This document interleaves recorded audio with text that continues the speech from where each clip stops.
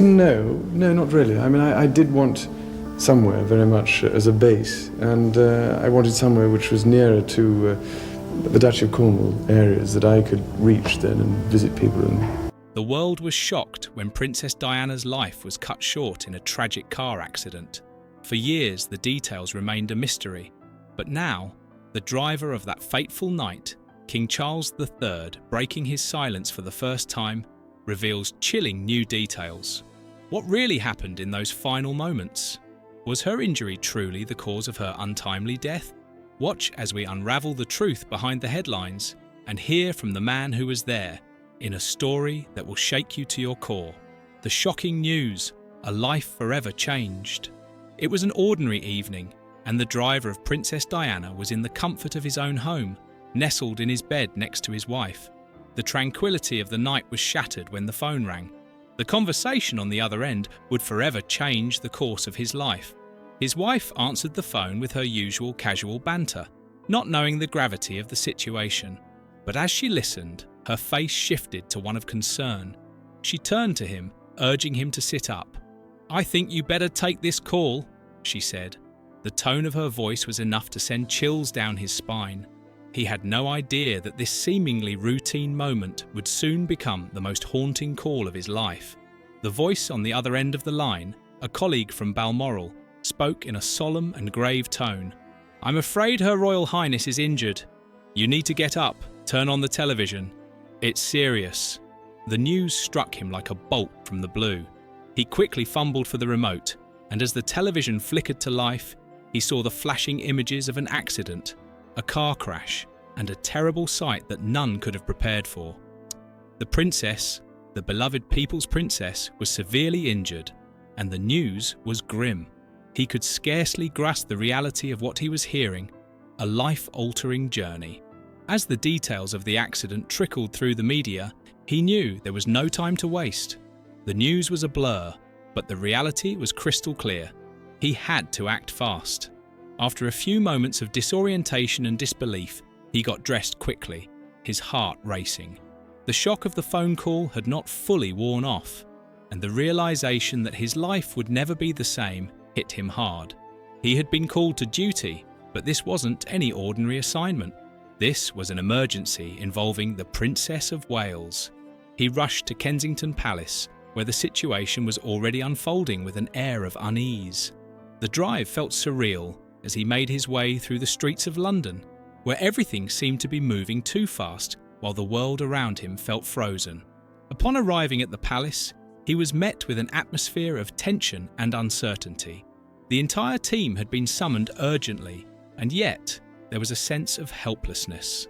The tragic fate of Princess Diana was already unfolding before them, and there was nothing anyone could do to reverse it. The race to Paris.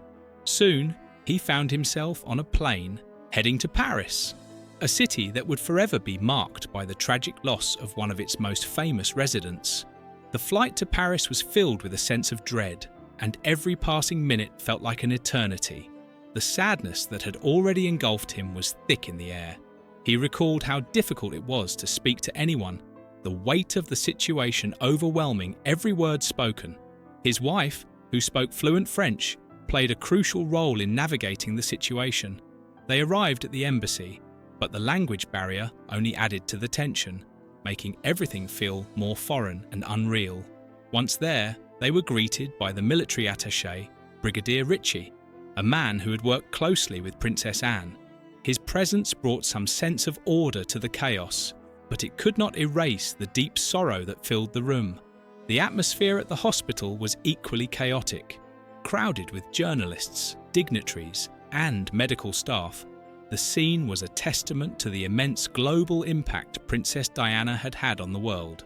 The sense of panic and fear that rippled through the hospital halls was palpable. Everyone there, from the doctors to the security personnel, seemed to be waiting for something that they all knew would be devastating. The emotional strain of seeing Diana. Entering the hospital was a moment that no one could have prepared for. The driver, who had witnessed Princess Diana in many different settings, was now confronted with an unimaginable reality. The woman who had once radiated life, energy, and grace was lying motionless in a hospital bed. It was hard to reconcile the vibrant image of the princess with the fragile figure before him. She wasn't the woman he had once shared conversations with, laughed with, and driven around in the back seat. Now, she was simply another patient in a sterile hospital room, surrounded by concerned staff and friends. But it was evident that her condition was dire. The scene inside the hospital room was suffocating, not just because of the heat, but because of the overwhelming emotional weight. There were no curtains, and the sun blazed through the windows, casting everything in an unforgiving light. He noticed people on the rooftops outside the hospital, possibly trying to catch a glimpse of the princess, and the realization that her every move was being watched by the world was deeply unsettling. Fearing for her privacy and well-being, the driver took action to block the windows with blankets to create some semblance of privacy. But despite his efforts, the room only seemed to grow hotter. He found himself seeking out fans to help cool the space down, but it felt futile. The oppressive atmosphere seemed to mirror the weight of the situation. A moment of realization. The driver, who had spent years serving the royal family, had been trained to maintain his professionalism in the face of adversity. But in that room, as he adjusted the fans, something caught his eye that would forever haunt him. As the air from the fan blew across the princess's face, he saw her eyelashes and hair move. It was a small, seemingly insignificant detail, but it struck him like a jolt. He had to turn away for a moment to collect himself. It was as if the brief movement of her eyelashes offered a glimmer of life, a flicker of hope, but that hope quickly faded. The reality of the situation settled in. Princess Diana, the beloved royal, was gone. It was a painful truth that he struggled to accept, but it was undeniable. He had known her, worked with her, and now she was gone, leaving behind an unimaginable void. He tried to hold on to the belief that somehow, some way, she would survive. For years he clung to this belief, unable to let go of the notion that perhaps she had staged her death, wanting to disappear from the world. It was a comforting thought, one that helped him cope with the grief. Perhaps she was just waiting for the right time to return, to reappear and show herself to the world once again. But as the years passed and the reality of her death became clearer, he realized that this was just a fantasy, a way to protect himself from the unbearable truth. For a long time, he could not accept that the woman he had once known, laughed with, and served was no longer with them. Conspiracy theories and unanswered questions. The circumstances surrounding Princess Diana's death have been the subject of intense scrutiny and numerous conspiracy theories. As the world mourned her passing, many people questioned the true cause of the crash. Was it simply a tragic accident, or was there something more sinister at play? The driver, who had been there in the moments leading up to the crash, reflected on the theories that surrounded the event. It was impossible to ignore the swirling rumours that hinted at foul play. The paparazzi had been chasing the princess and her companion, Dodi Al-Fayed, through the streets of Paris, and many believed that their relentless pursuit had contributed to the fatal crash. As he examined the crash scene more closely, the driver couldn't help but notice the oddities of the situation. The fact that Diana, Dodi, and the others had not been wearing seatbelts was a critical factor in the outcome of the crash. He recounted how Trevor Rees-Jones, the security guard, had managed to survive because he had belted himself in just in time. The other passengers, however, were not so fortunate. The driver, Henri Paul, was thrown into the steering wheel with immense force, while Princess Diana was partially protected by Rees-Jones's seat. Yet, despite these precautions, Diana's injury was deep and unusual, a fatal wound that no one had initially detected. It was only later, after the chaos settled, that the severity of her injury became clear, and by then, it was too late. The loss of an icon Princess Diana was not just a royal figure, she was an icon, a symbol of compassion, grace, and beauty. Her loss was felt by millions, not just in the UK, but around the world. For the driver, the loss of the princess was a deeply personal one. He had worked with her closely, shared moments of laughter, and witnessed the kindness she showed to everyone around her. Despite the royal title, Diana had never acted above anyone else. She treated everyone with respect and kindness, and this was something the driver would always remember. In the years following the accident, the driver's memories of Princess Diana would stay with him. He would often reflect on their conversations, their shared moments in the car, and the humour that Diana brought to every encounter. It was this humanity, this relatability, that made her so beloved by the public. And it was this very humanity that the driver would remember most when thinking back on their time together. In the end, the legacy of Princess Diana lives on, not only in the memory of her charitable work and her undeniable influence on the world, but also in the hearts of those who knew her best. For the driver, the events of that fateful night would forever be etched in his mind. He had been a witness to history, a first-hand observer of the moments that would define the life and legacy of one of the most beloved figures of the 20th century. Though the grief never truly subsides, he has come to accept the reality of her passing, knowing that her spirit lives on in the lives she touched. The abdication of King Charles III, a monumental shift in the British monarchy. The announcement of King Charles III's abdication came as a shock to the nation. It was a moment that would undoubtedly redefine the trajectory of the British monarchy. For many, it marked the end of an era. The monarch, who had ascended to the throne in a time of uncertainty and change, had come to the realization that his time in power was finite. The abdication, though carefully considered, was not something that was anticipated in the public eye, and its ramifications would ripple throughout the royal family, the UK, and the world. The signs leading to a change. In the weeks and months preceding the abdication, there were subtle signs that all was not well within the royal household.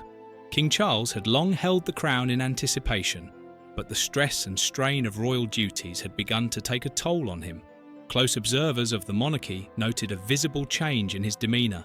His once spirited public appearances were now marked by a sense of weariness, and he often appeared distracted, weighed down by the responsibilities of his position. The responsibilities of being a monarch had grown increasingly complex.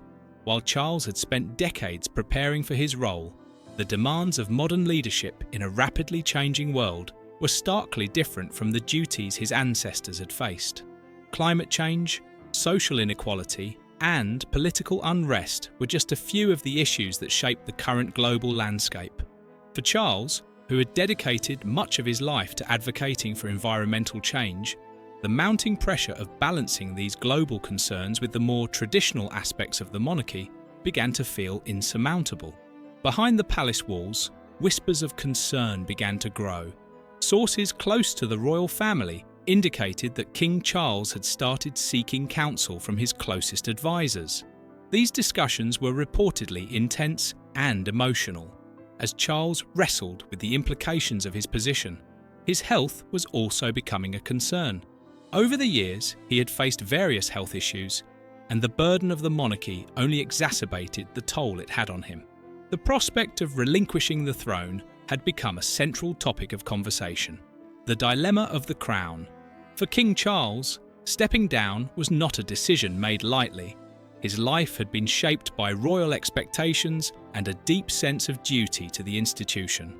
Throughout his public life, Charles had been prepared to ascend to the throne, always mindful of the history and weight of his position.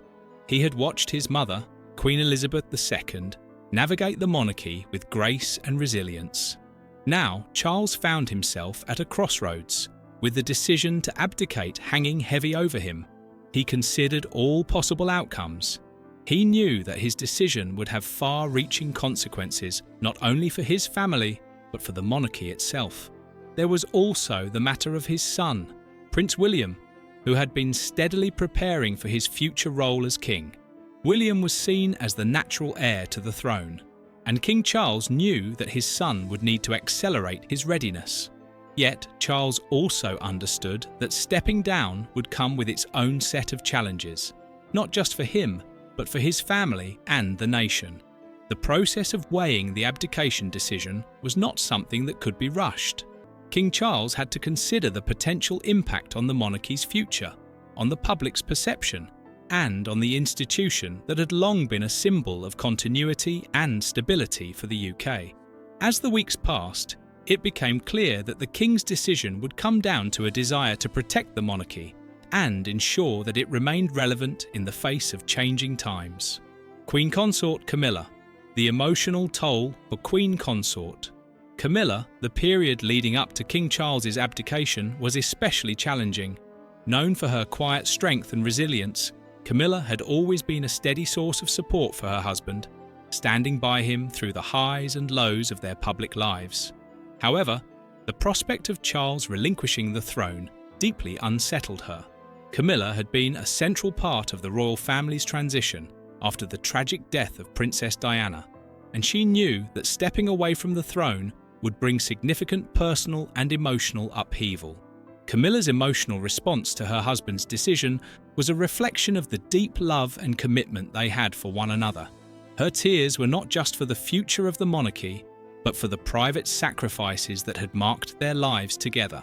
The royal couple had spent decades preparing for this moment, but the reality of it was something neither of them could have fully anticipated. The transition from the roles they had been prepared for over many years was now happening faster than either could have imagined. While Camilla had always been known for her grace and composure, this period in their lives tested her resilience. She had once been a contentious figure in the royal family, but over the years, she had grown into a beloved member of the household. However, the impending abdication cast a shadow over this period of personal growth. Camilla found herself caught between supporting her husband's wishes and grappling with the emotional toll of the changes they were about to face. Prince William's ascension, the future of the monarchy. With the abdication of King Charles III, the baton would pass to Prince William, who had spent much of his life preparing for this moment. For many, William's ascension to the throne was seen as a natural next step. He had long been groomed for the position, and his public image had steadily grown more favourable. Prince William was regarded as modern and dynamic, and his approach to royal duties resonated with the younger generation. However, the transition would not be without its challenges. As the monarchy entered a new era, Prince William would need to find a balance between tradition and progress. The British monarchy had long been a symbol of stability and continuity, but in the 21st century, it was no longer enough to rely on the past. William would need to lead the monarchy into a new age, one that was more inclusive, diverse, and in tune with the modern world. Prince William's ascension also carried with it the expectations of a new generation of Britons. The country had changed since his father's ascension to the throne, and William's reign would have to reflect this shift. He was seen as someone who could address the challenges of a rapidly changing world, from climate change to social inequality, and he was viewed as more in tune with the aspirations of modern Britain. His future reign was expected to bring a new energy to the monarchy, but there were concerns that the process of transitioning would be fraught with difficulty as the family and the country navigated the complexities of this unprecedented moment. The public's reaction, a mixed response. The British public's reaction to King Charles's abdication was divided. For some, the King's decision represented the end of an era. King Charles had long been a figurehead in British society, and his commitment to his royal duties had earned him respect. Many who had supported him through the years of his tumultuous marriage to Princess Diana and his steady environmental advocacy viewed his abdication with a sense of sadness. There was a recognition of his dedication to the country and the world, and a respect for his desire to pass the torch to the next generation. Yet, for others, there was a sense of optimism about the future of the monarchy under Prince William. While the transition was undoubtedly difficult, many saw it as an opportunity for change. The monarchy had long been criticised for its perceived irrelevance in a rapidly modernising society, but William's ascension was seen as a chance to breathe new life into the institution. He represented a bridge between the traditional and the modern, and many believed that his leadership would reflect the changing times. The broader international community also took note of the abdication. Royal families across Europe expressed their support for King Charles's decision. acknowledging the complexity and difficulty of such a monumental choice. The decision was seen as one that put the long-term health of the monarchy above personal ambition, and it was met with understanding and empathy from those who had experienced similar challenges within their own royal institutions. King Charles's unexpected visit to Brick Lane. In the midst of the news surrounding his abdication, King Charles took an unanticipated step that would capture the imagination of the British public. On a cold February afternoon, the royal couple ventured into the heart of East London, where they visited the Graham Bangla, a modest Bangladeshi restaurant on the iconic Brick Lane. Known for its vibrant cultural diversity, Brick Lane was a place that had long been a melting pot of ethnic communities and traditions. King Charles and Queen Consort Camilla's visit to the restaurant was a marked departure from the traditional royal engagements. Dressed in a sharp suit, King Charles greeted the staff and patrons of the restaurant with a warmth and familiarity that surprised many. His reserved public persona seemed to melt away as he interacted with the owner, Shams Uin, who had been serving the community for over 2 decades. Charles took a genuine interest in the restaurant's history, its food, and the people behind it. The highlight of the visit came when King Charles, ever the curious and open-minded monarch, noticed a young server making a mango lassi at the counter. His eyes lit up, and with a grin he asked, "What's that you're making?" Upon hearing that it was a mango lassi, the king's curiosity took over, and he asked if he could try his hand at making one. The staff, taken aback by the request, nodded in agreement, and the next thing they knew, the king was behind the counter, rolling up his sleeves and blending the drink himself. The sight of King Charles making a mango lassi in a humble restaurant was a moment of spontaneity that captured the public's imagination. As videos of the interaction spread across social media, the event became a viral sensation. The royal visit, which had started as a simple engagement, quickly evolved into a symbol of the king's desire to engage with the everyday lives of his people. The mango lassi moment marked a departure from the formalities and traditions that had often defined the monarchy. It offered a glimpse into the personality of King Charles, a monarch who was deeply committed to modernising the institution and connecting with the diverse and multicultural society that the UK had become. This unexpected visit also highlighted Charles's long-standing interest in different cultures and traditions, a facet of his personality that had often been overshadowed by his royal duties. King Charles, a monarch shaped by duty and tradition. King Charles III was born into a world steeped in history and tradition. From a young age, he understood the weight of the role he would one day inherit. As the son of Queen Elizabeth II, he was destined for greatness, but his path to the throne was never easy. The pressures of public scrutiny and royal expectations were constant companions throughout his life. Despite his often difficult personal experiences, including his marriage to Princess Diana and the subsequent fallout, Charles never lost sight of his commitment to his duties. His education and interests reflected his complex and thoughtful nature. Charles had a deep appreciation for the arts, nature, and philosophy. He was known for his intellectual curiosity and passion for learning. Over the years, he became a champion of environmental causes, long before climate change became a mainstream issue. His advocacy for sustainable farming, organic food, and conservation efforts earned him respect within these circles. Despite facing numerous challenges throughout his life, Charles remained steadfast in his devotion to his royal duties. He had dedicated himself to modernising the monarchy, advocating for causes close to his heart, and attempting to create a more relatable and relevant institution in the modern world.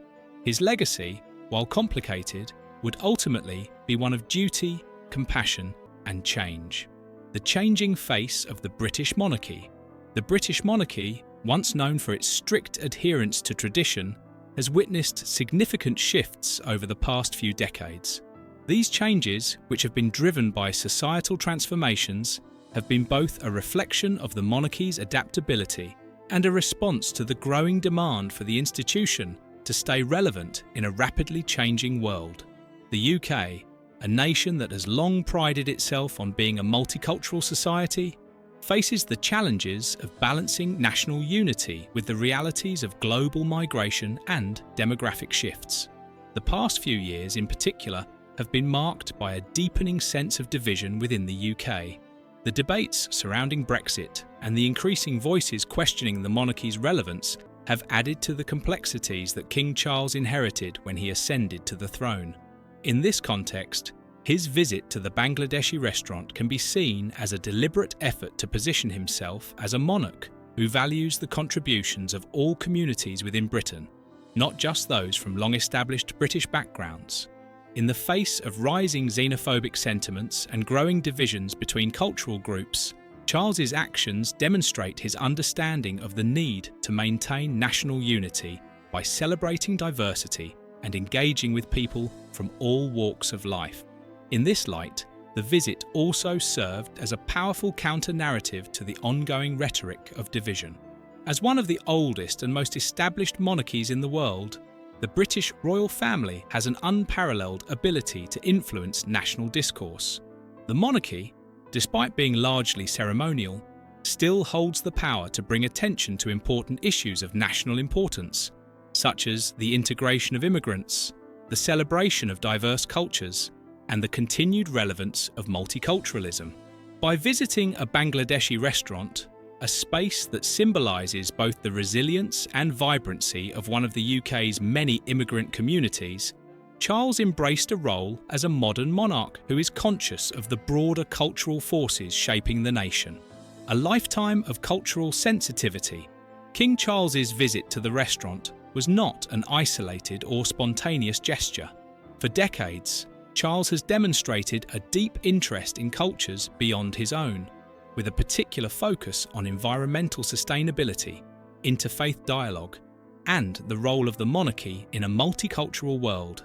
His travels have taken him across the globe, including multiple visits to Japan, where he has cultivated relationships with Japanese leaders and gained insight into the intricacies of Japanese culture. His presence at the 2019 enthronement of Emperor Naruhito was one of many such engagements that highlighted his willingness to engage with foreign cultures and deepen the diplomatic ties between the UK and other nations. Charles's appreciation for other cultures is not merely a product of royal duty, but an authentic part of his personal identity. Long before his accession to the throne, he made several high-profile efforts to promote intercultural understanding. His advocacy for environmental causes, particularly sustainable farming and organic food, also intersected with his interest in diverse cultural traditions. Charles was among the first high-profile public figures to support initiatives that sought to blend ecological responsibility with traditional practices, such as promoting organic farming methods in India and Africa. His commitment to understanding diverse traditions and values within and outside of the UK is a core element of his identity as both a person and a monarch. King Charles's actions, including his engagement with ethnic communities in the UK, represent a continuation of this cultural sensitivity. The British royal family, historically seen as the epitome of British tradition, has been forced to reconcile its position with the changing demographics of the country. As Britain has become increasingly diverse, so too has the monarchy adapted, at least in its public-facing persona. The fact that Charles chose to visit a Bangladeshi restaurant in an area known for its rich cultural heritage underscores his recognition that the monarchy must evolve in response to the social changes occurring within the country. His visit served as both a gesture of solidarity and a powerful statement of intent, that the monarchy is not simply an institution of the past, but one that is deeply engaged in the present. The role of the monarch in a multicultural society. One of the key roles of the British monarchy has always been to provide a sense of unity and continuity amidst societal upheavals. For much of the 20th century, Queen Elizabeth II embodied this role, serving as a symbol of stability during times of global conflict, societal change, and national crises. However, as the UK entered the 21st century, it became clear that the monarchy could no longer be a passive observer of these changes. The public, particularly the younger generation, began demanding that the monarchy become more inclusive and reflective of the diverse world in which it exists. King Charles's reign represents a pivotal moment in the evolution of the British monarchy. As the first monarch to come to the throne after the significant social and political changes of the last few decades, Charles is uniquely positioned to lead the monarchy through this period of transformation. His commitment to addressing issues like climate change and interfaith dialogue are testament to his desire to push the institution toward modernization while respecting its traditions. By visiting a Bangladeshi restaurant, King Charles subtly reinforced the idea that the monarchy can be both a symbol of tradition and an advocate for a more inclusive society. His actions, though humble, sent a clear message that he recognises the importance of engaging with all communities in the UK. This is not merely a ceremonial gesture, but a conscious effort to address growing concerns about national unity and cultural integration. In this respect, his actions hold tremendous potential for shaping the monarchy's future role in British society, ensuring that it remains relevant in an increasingly diverse and multicultural world. King Charles's approach to public engagement, a more relaxed, relatable monarch. Since ascending to the throne, King Charles has adopted a noticeably different approach to public engagements compared to his late mother, Queen Elizabeth II. Known for her more formal and reserved public persona, the Queen embodied a traditional monarch who maintained a certain distance from the public. While this approach worked for her time, Charles has recognised that the dynamics of modern society demand a more personable, relatable monarch, someone who can engage directly with people from all walks of life without the barriers often associated with royal stature. Charles's shift in demeanour has been evident in his public appearances, where he has shown a greater willingness to step outside the confines of traditional royal engagements. His visit to the Bangladeshi restaurant is a perfect example of this new approach. By opting for a more informal yet deeply personal engagement, Charles demonstrated his desire to be more in tune with the realities of modern Britain. He did not just attend the restaurant as a guest of honour, but interacted with patrons and staff in a way that was warm, respectful, and genuine. This shift in public engagement has been well received by many, who see Charles as more in touch with the needs and concerns of ordinary Britons.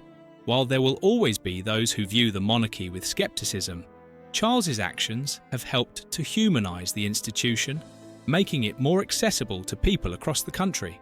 His ability to engage with the public in a friendly, approachable manner, while still maintaining the dignity of the monarchy, suggests that his reign will be defined by a careful balance between tradition and innovation.